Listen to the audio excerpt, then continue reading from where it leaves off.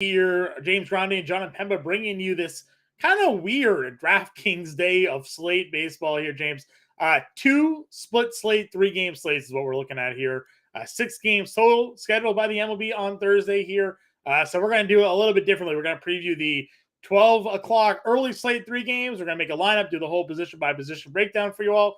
And then we're going to flip on over to the 7 o'clock slate and rerun the same thing. Go over each position and then make a lineup for you all. And a nice, neat 30. Get over to the 6-game Thursday slate, James. Yeah, and it's an interesting slate. Kodai Senga priced insanely high for a Great American ballpark that obviously favors hitters. We have Bailey Ober coming off amazing start after amazing start, but now he runs into San Diego. So an interesting 3-game slate to start. And we can look at Vegas if we want to just, I don't know if we have really anything available to us, John. We have, at the time of this recording, we have 2 over-unders available, 9.5 in the Chicago-Kansas City game, and 8.5 in the Minnesota and San Diego game. Let's see what we got for money line favorites. Those are the only 2 games currently listed for either slate. In Chicago, Kansas City, 60% chance of rain going over weather.com. It just says showers all day from 7 to 8 o'clock, 7 a.m. to 8 p.m. It says showers at 60% precipitation. So maybe showers is something they play through. Otherwise, they got a 12-hour window. Rain. They could just delay it, I guess, and maybe just make it a night game, but that will not change this slate here, other than make you wait forever for it to be over. So something to watch there with this 3-gamer, maybe a 2-gamer that we're going over. Yeah, I mean, if it's a 2-gamer, I mean, just all bets are off, and so. Go hope DraftKings puts a full day slate out there and maybe a tag. Yeah, they won't because for whatever reason they just decided against doing that this year. But yeah, you can always hope. You can always hope. Always hope. All right, let's go to pitching here again. Only 3 games, so small pitching slate. Kodai Senga, as you mentioned, is 10-3 on the road in Cincinnati. Yu Darvish on the road against Minnesota here at 9,900. Bailey Ober, who's been an absolute stud. Is $8,100 going up against San Diego. Mike Clevenger draws Kansas City at 66. Brady Singer Day at $6,100 here, are going up against White Sox. And then what we got here? Ben Lively. I was going to say Blake Lively, but that's an actress. I'm pretty sure an actress, yep. Yeah, it is an actress. 31-year-old right-hander. So, not a prospect. Journeyman here going up against the Mets. I mean, listen, we've talked a lot about Kodai Senga, and I have not been his biggest fan. Did not play him against Colorado. I thought he was far too expensive. 6 shutout, 2 innings, 21 fantasy points, got the win. Great, hit the nuts. If he didn't get the win there, it was a 1-0 final. You paid 10-2 for 17 fantasy points. Even with the win, like 22 fantasy points wasn't like at 10-2. Like that wasn't. It's not great. Great, right? Zeus agrees, right? Zeus agrees with Kodai Senga not being great. 4 great games with 4 walks for Kodai Senga. And now he's in the Great American Small Park here. Yeah. And that just doesn't feel great. It doesn't feel great for me. So what do you think his rostership's going to be, though, on a 3-game slate as the top price pitcher? I would say if I had to guess, Darvish checks in at the highest owned rostership going up against Minnesota. We profiled how bad they've actually been against righties, despite our enjoyment of using Minnesota and enjoyment of pain at that. I would say he's probably the second highest. I mean, maybe Clevenger too, because we saw what Lance Lynn was rostership wise on Tuesday's slate, and Clevenger has been decent his last 2 starts in terms of fantasy production. So I would say maybe he checks in third behind Darvish and Clevenger, and maybe fourth with Ober just pitching out of his mind. Yeah. I'm sure people don't look at San Diego the way they look at Washington, KC, Cleveland. Those are the 3 matchups Ober's had so far. So, that is working against him because San Diego is a good offense. So probably third or fourth. But I think Darvish is the clear-cut spend up of the slate of the two. He's been relatively good outside of a start in Mexico City there. Right. So and against the Mets, but like every other start has been right Yep. on par with what we think of Yu Darvish. Yep. I will say, this being a smaller slate, James, we've done it a few times in like those late slates. You can pitch both pitchers in a matchup. We did it with the Agreed. Millers. We played Bryce Miller. We played Mason Miller. Worked out fine. That was like the winning combo that evening. So if Darvish and Ober go out there and pitch the way they're pitching, one of them gets the win. One of them gets the no decision or a loss. The loss doesn't hurt you on DraftKings here, but you could get 18 or 19 fantasy points and a no decision out of Ober here and get the same thing. Like we saw him in Kansas City, 5 2/3, an earned, 6 Ks, 19 fantasy points, and then Darvish goes and gets the win. And if it's a low-scoring game, that's enough to be the top 2 scoring pitchers in the same matchup. So a strategy that can certainly be taken because, again, I don't think we're looking at Singer or Lively here. Clevenger feels like a dart throw, but we kind of like Kansas City. Plus, we don't know what the weather's going to be like. So you could be down to really 3 pitchers in this one, Senga, Darvish, and Ober. And more people probably more likely to play a Senga Darvish than a Darvish Ober or a Senga Ober than a double up. So there'll be some contrarianness to stacking the pitching in that lone matchup there. So something to at least consider. Moving on over to catcher here. Again, it's an early slate, so we may see some backup catchers in play here. Now, Kansas City plays their catchers every game because they either have 3 of them. Yeah, they DH or they play outfield. So, you have Melendez and you have Salvi, 2 of the top 3 price guys here. And Furman, if you want to throw Furman into the mix too. Right. Casey, they have 3 catchers. Right. So 3 of their catchers, they're within the top 6.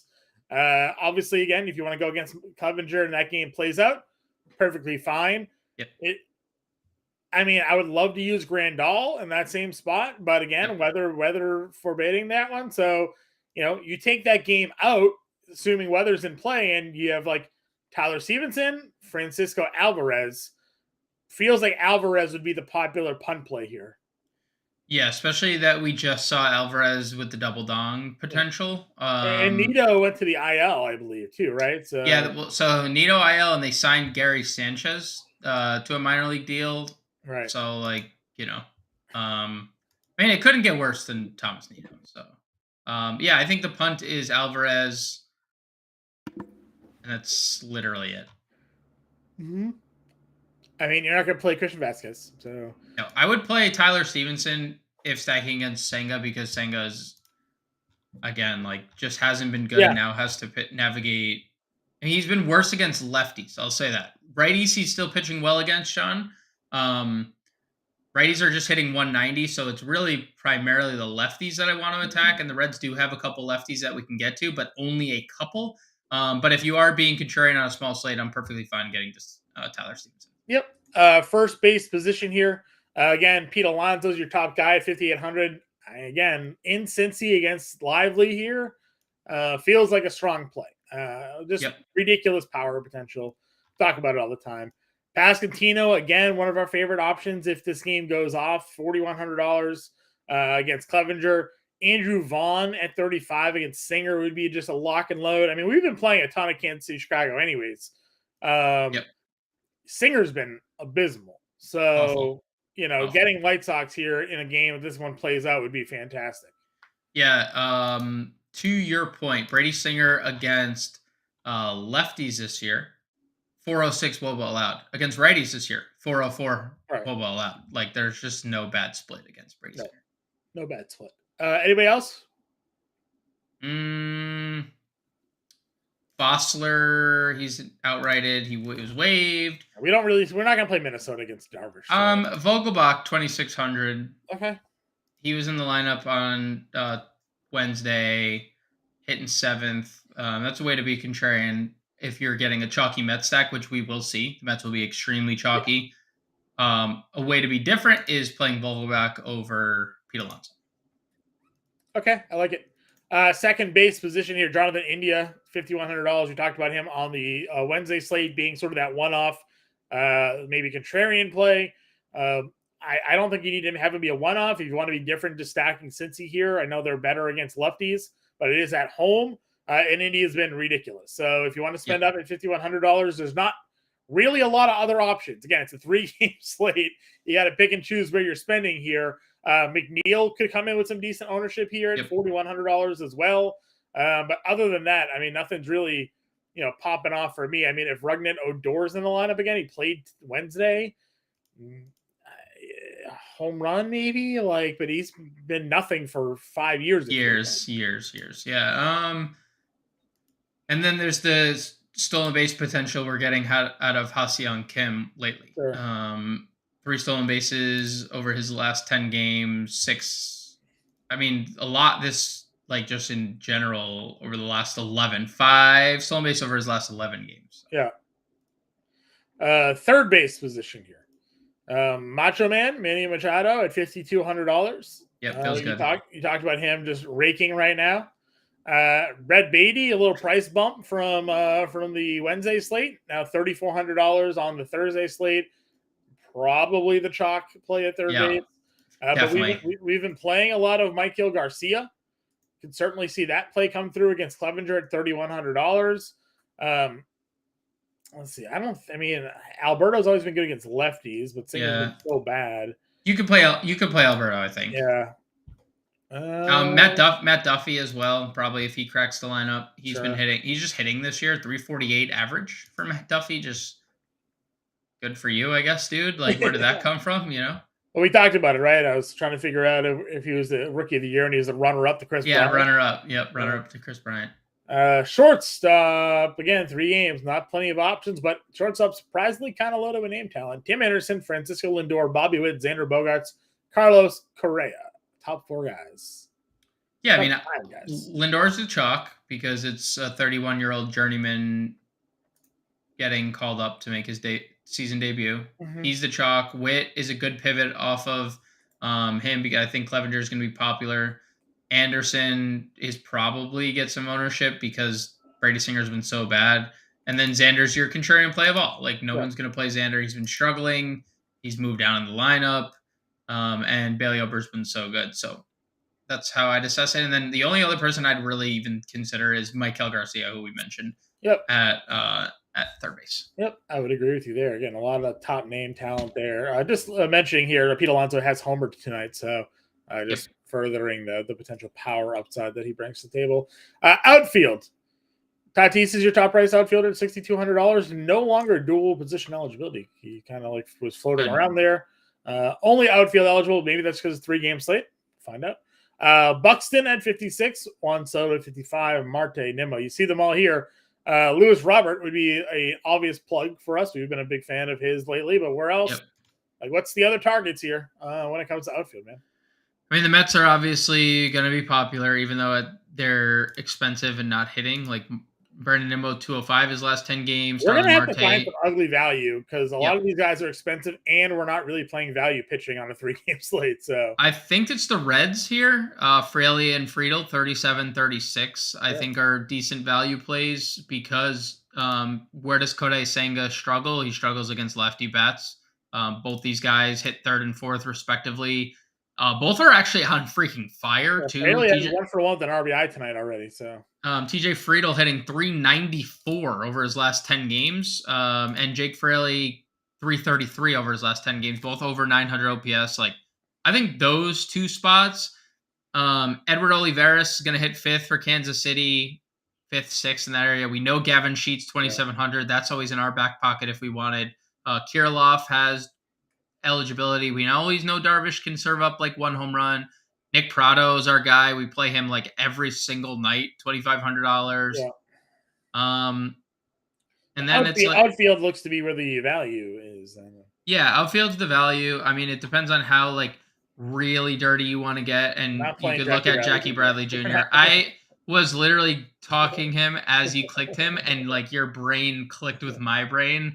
Listen, he had 3 games where he had 3 hits, so I would rather play every other Kansas City outfielder imaginable, but yeah, I mean, there is a 3-hit game on the ledger. Can't take that away from him. Can't take it away. 3 hits, 2 doubles, 2 RBIs, 2 runs scored. And who do we pitch that day? We pitched Dylan Cease. So We sure did. unbelievable. All right. So that is the quick 3-game slate. Let's build the line, James. Are we double stacking San Diego, Minnesota here? Yep, we sure are. Okay. 4K. We're playing a lot. And again, Brett Beatty's our plug at third. Yeah. Feels like Alvarez is probably the punt here. Alvarez is our punt catcher, 2,500. I'm perfectly fine getting to Alonso. I'm also, obviously, I'm a big fan of Pasquantino or Andrew Vaughn. I think both those. Sure. I think it's probably between Alonso, Pasquantino. Oh, they moved Andrew. Oh, no. I lied. What are we feeling? Spend all the way up on. We have value outfield that we're going to probably get to. And let's see here. Kind of throwing some things together on the screen. See, tell me if you hate it or like it or not. But I got something too. Do we have a 33? Do I mean that's the line. All right. We're being contrarian, attacking Senga, but I think again sometimes it's worth it. Definitely something. Top of the lineup, they're going to do damage. They're going to do damage there. We got a couple of Mets bats in that lineup there. We got Michael Garcia as our spend down shortstop, and Lewis Robert. So I mean, listen, again, this is all contingent, obviously, on the weather there with Kansas City, Chicago. If it goes down to a 2-game slate, I mean, that's just what we have to deal with. But at least for now, it's 3 games. So this is our early slate build. You, Darvish, Bailey, Ober. We're pitching the pitchers against one another. Francisco Alvarez, Peter Alonso, Jonathan India, Brett Beatty, Michael Garcia, TJ Frito, Lewis Robert, Jake Fraley.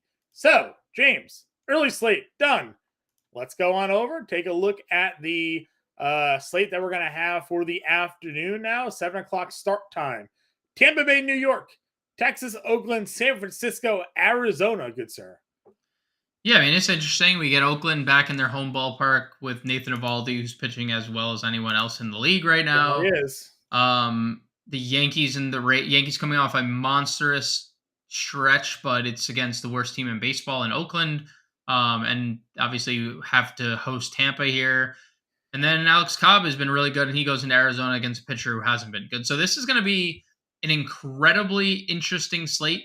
Hogan Harris has a 162 ERA coming into this slate, John. He's minus 15.5. He'll have 6 runs, 5 walks, 1 hit. He allowed 1 hit and 6 earned. It wasn't even a home run. 1 hit, 6 earned, 5 walks. What in the world did this man do? How did he even get called back up? Are we sure? I'm going to look at MLB.com just to make sure, because we are like hours away from this. 10 starts at AAA in 2022 and has a 6.34 ERA, 1.84 WHIP in 32 innings. That seems seems like the worst pitcher in baseball. Is this not this is what movie am I thinking of? Major League. This is the Major League owner is the owner of the Oakland Athletics. Just trying to lose. I mean, they're already moving to. I mean, that news broke today or yesterday. Yeah.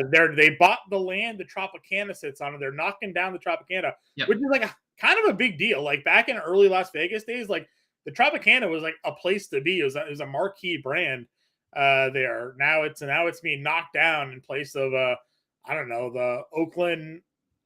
They still, I mean, the Las Vegas Athletics. They got to change that name, right? It's gotta be something different. Yeah, they're gonna. Yeah, people keep calling it the Aces, forgetting the Aces already exist in Las Vegas. Oh, that would have been a good one if the WNBA team. So they were too late on it. That was a good one.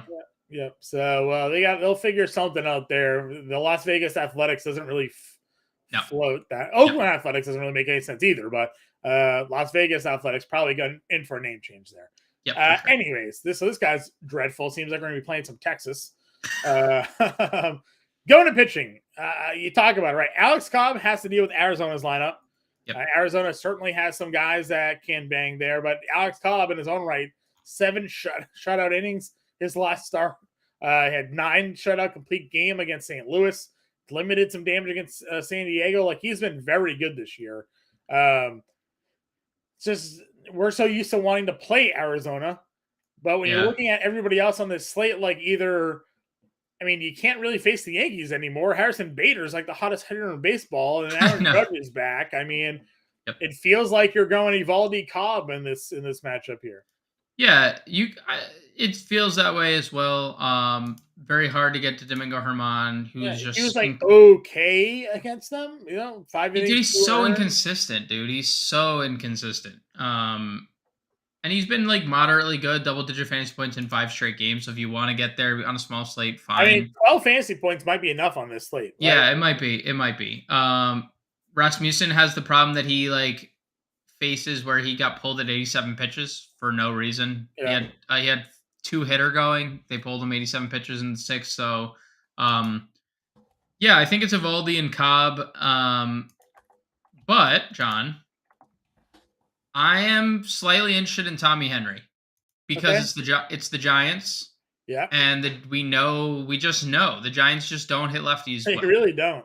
So, Tommy Henry hasn't been good. But he's coming off a pretty good start. 6 innings, just 2 earned. I know that it was just 10.7 fantasy points, but it was against a team who doesn't strike out. San Francisco strikes out almost more than anyone, everyone other than Milwaukee's against left-handed pitching. So I'd be okay getting to Tommy Henry as a punt. Okay. Yeah, I will second that. I'm going to see what did Patrick Corbin do? Yeah, what did Patrick Corbin do? They lost 4-1. Patrick Corbin, 6 innings, 2 earned, 3 Ks. So again, good Patrick Corbin start. So dude, you just can't stack against the guy right now. Like, just is kind of what it is, right? Like, you just don't stack against him. Yep. Yeah, listen, Tommy Henry, that makes a lot of sense, and you'll be able to get some bats there, just sort of given the matchup. So no strikeout equity, but again, if he pulls off a win, I mean, you had 14 or 15 fantasy points, you're probably sitting pretty good. So yep. We're obviously not playing Harris. Germán, I don't like him in Yankee Stadium. I just don't. Yeah. All right, catcher. I mean, everyone on Texas, MLB.com doesn't have an announced starter for Oakland, so keep that in mind when we head into this slate. They might just be listing Henry because that's like they don't have anyone else, and that just so keep that in mind. But Gabriel Moreno at 31. Yep. I think that no matter what, whether it's Texas or not, like they're all these everyone in Texas or whoever pitches for Oakland, the opposite Texas hitter is in play. Sure. Is that wrong? Like I think we're on the opposite Jonah Heim split. We are.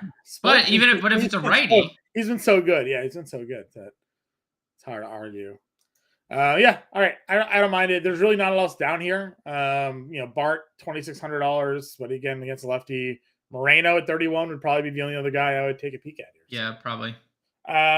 First base position. Yandy is your top price first baseman. Think of that. But Rasmussen against Rizzo at $4,700.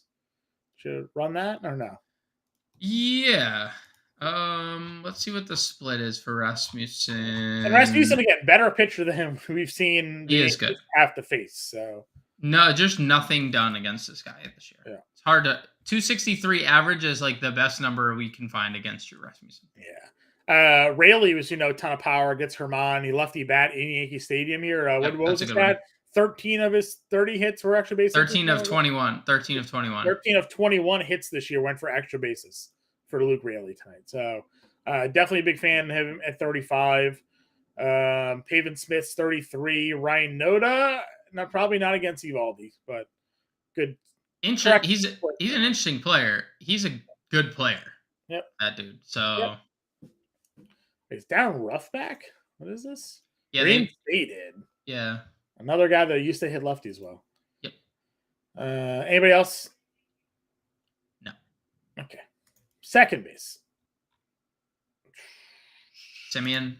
Yeah, it's not the right spot for him, but I guess we don't know who's going to actually pitch here, right? So yeah, that's the issue. Gleyber comes into this game very hot. If you want to play Yankee stack, hey, Brandon Lau 4,400. Brandon Lau 4,400, very good play. And then Jordan Diaz hit 3 home runs in a game. If you want to, probably not going to happen that again. Probably never going to happen again, but did do it. Did do it. Can say he hit 3 home runs in a game. That's true. Third base. Josh Jung versus lefty. If Harris actually pitches, yeah, that's as good as gets. Would be the bingo play. Yep, as good as gets. Let's see here. Probably still give some Rivera look. 35. Yep. Wilmer's 28. He's dual eligible. Jace Peterson homer today. Out of nowhere. Jace Peterson did homer. He's a good little player. I feel like he's a pretty good player. So I think we're in agreement. This is Josh Jung for us. It's Josh Jung. There's nothing else. It's Jace Peterson. I mean, LeMahieu, I guess. All right. It's LeMahieu who hit another home run on Wednesday. So yeah, I mean, look, DJ LeMahieu is a very good player when he's healthy. He is riding a 9-game hit streak. I'm perfectly fine getting LeMahieu if you're playing Yankees. Taylor Walls has been pretty good. He has been pretty good. He's just in and out of the lineup all the time. Yeah. Shortstop. Wanderers at 55. Volpe grand slam today at $4,500 for him. He's gonna lead off again because of it. Ezekiel Duran's 3,100 against whomever. Oakland is probably the spot we want to look at. And that's it. Casey Schmidt, who homered on Tuesday and then stole a base on Wednesday, John. Okay.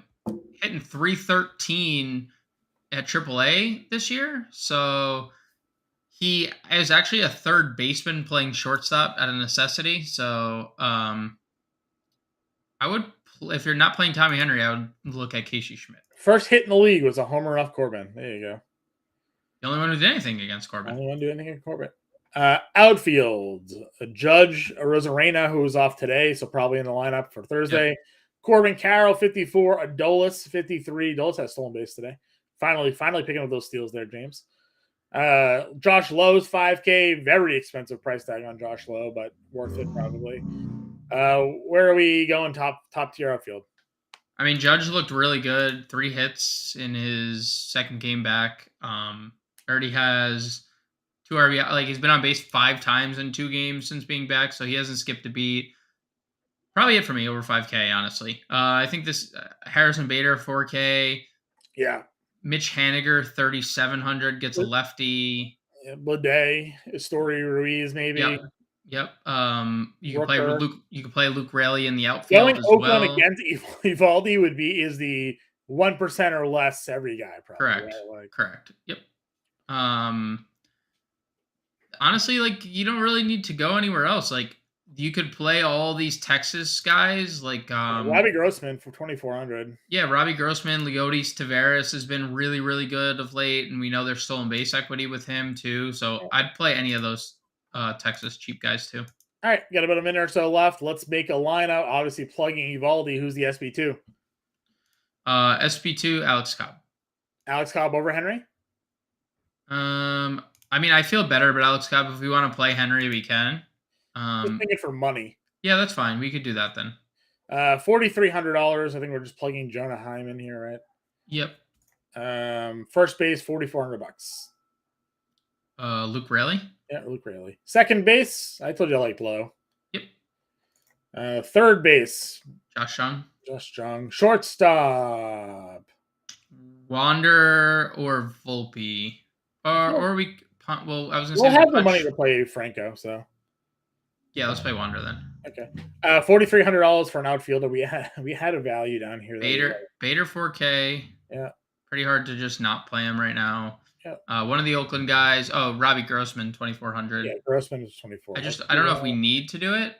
Well, let's but it might get us Judge. That's what I'm thinking. 66 gets us Judge. I like it. That is our late slate lineup. Eovaldi, Henry, Heim, Raley, Lowe, Jung, Franco, Bader, Grossman, and Judge. We got 3 Texas, 3 Tampa Bay, 2 Yankees with a spend down pitcher. Henry, great splits against San Francisco for the lefties, and Nathan Eovaldi. That is our all-day 6-game breakdown, 3 in the morning, 3 at night. James and I will be back for Friday's podcast. No live stream here today, given the split slates. Good luck, everyone.